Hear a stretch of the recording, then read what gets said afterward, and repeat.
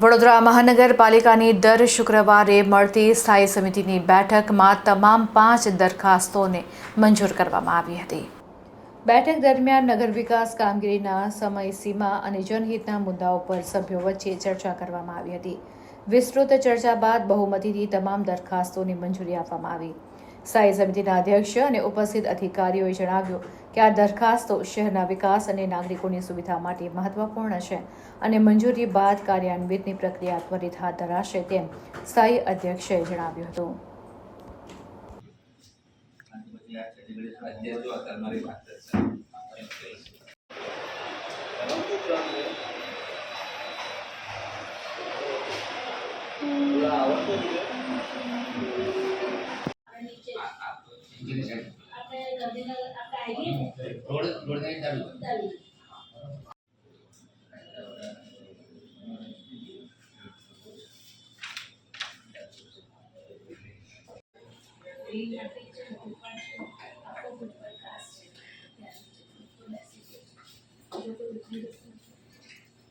આજે સ્થાયી સમિતિની બેઠકમાં ટોટલ 5 દરખાસ્તો મૂકવામાં આવી હતી।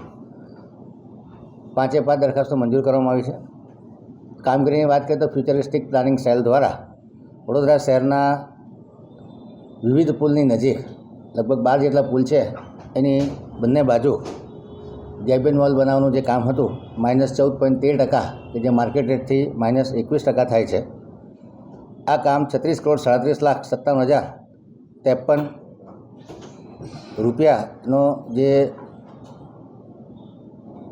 અંદાજ છે એને મંજૂર કરવામાં આવ્યો છે। જે 12 બ્રિજ છે એમાં મુખ્યત્વે Dena bridge, Harni bridge, Urmi bridge, Mangal Pandey bridge, GME bridge, Kamatibaug bridge, Kalaghoda bridge, Bhimnath bridge, Akota bridge, Vishwamitri Muj Mahuda, ખિસકોલી circle, Vadsar અને વડસર બ્રિજ, આટલા બ્રિજોની બંને બાજુ ગેબિન વોલ બનાવવામાં આવશે। ગેબિન વોલનું સ્ટ્રક્ચર 4.5 મીટર પહોળું અને 8 મીટર જેટલું હાઇટમાં રહેશે। આમાં ઠરાવમાં ફેરફાર કર્યો છે કે IS કોડ પ્રમાણે ગેબિન વોલ બનાવવાની રહેશે અને જે ટેન્ડરની કન્ડિશન મુજબ ડિફેક્ટ લાયબિલિટી પીરિયડ 3 વર્ષનો હતો, જે વધારીને 5 વર્ષનો કરવામાં આવ્યો છે।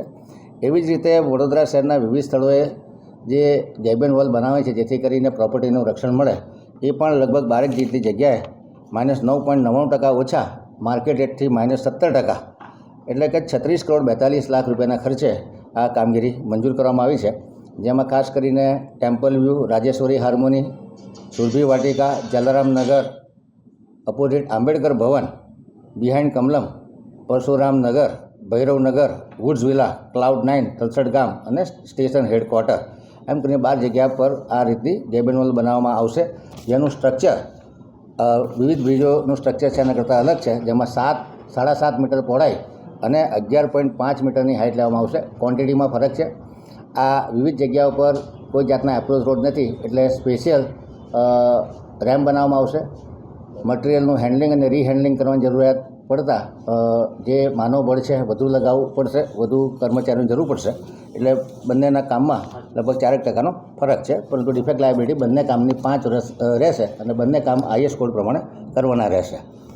એવી જ રીતે સરસાજી સભાગૃહમાં તાત્કાલિક 1 નંગ બોડી પેક, જે આપણું સભા હોલ છે એમાં પોર્ટેબલ માઇક લેવા માટે 14,500 રૂપિયાના ખર્ચને બહાલી આપવામાં આવી છે।